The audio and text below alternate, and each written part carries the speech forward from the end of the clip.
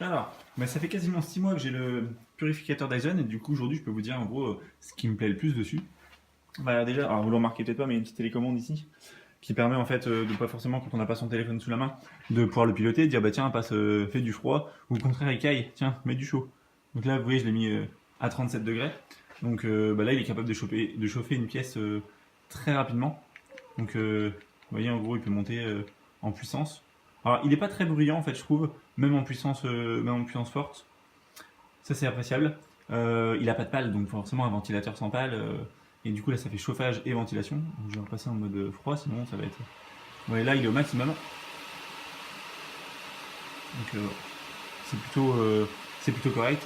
Et alors ça, vous l'entendez que quand vous faites certaines choses. C'est-à-dire que là, je vous montre en fait une démo où je le pilote, mais en fait, le réel intérêt, et ce pourquoi il me plaît, c'est qu'en fait, c'est lui qui fait tout seul.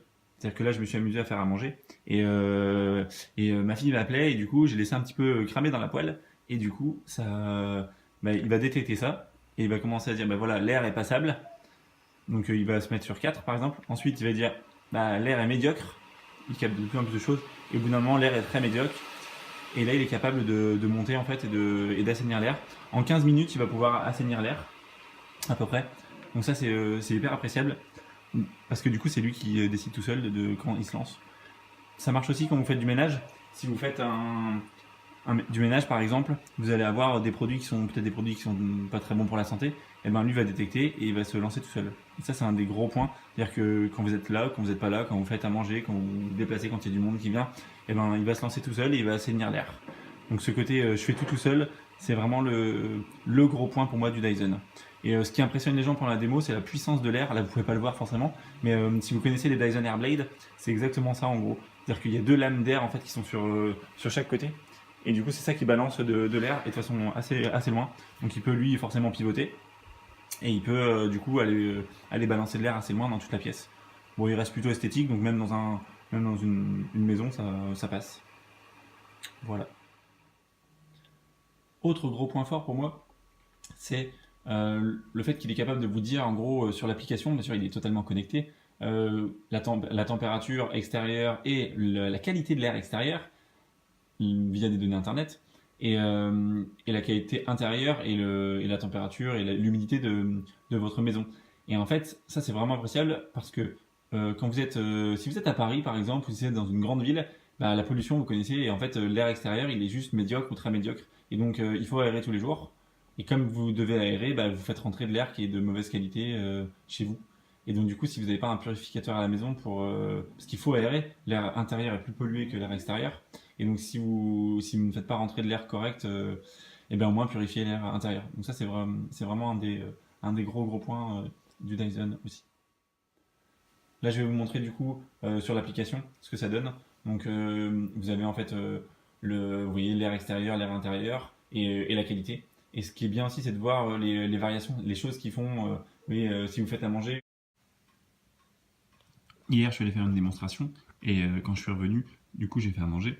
Et j'ai lancé le purificateur. Et voilà, en gros, il a mis quelques temps avant de redescendre. Et la qualité de l'air était vraiment très médiocre. Et il me l'a rendu vraiment saine. Donc ça, c'est vraiment un des très gros points forts du Dyson.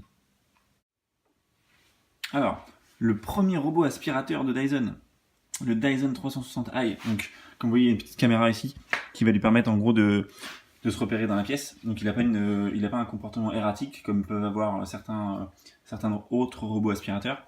Et alors moi, pour moi, sa plus grande force, c'est tout simple, mais c'est un Dyson. Donc du coup, il a la puissance d'aspiration d'un Dyson dans un robot autonome. Et ça, c'est vraiment canon, parce qu'il est capable du coup d'aspirer correctement une pièce, et il n'est pas en gros juste un petit truc en plus, un gadget. Non, il aspire vraiment, il a une puissance. Alors la puissance Dyson, vous la connaissez, c'est du bruit. Et donc quand vous le lancez, il fait quand même du bruit. Et donc là, je l'ai lancé à la main, mais vous pouvez le piloter par le smartphone. Et c'est ça un des gros avantages. Donc là, on va plus s'entendre pendant quelques secondes, parce que vous allez juste voir en gros le fait que Dyson, c'est quand même assez bruyant. Donc il va prendre son envol.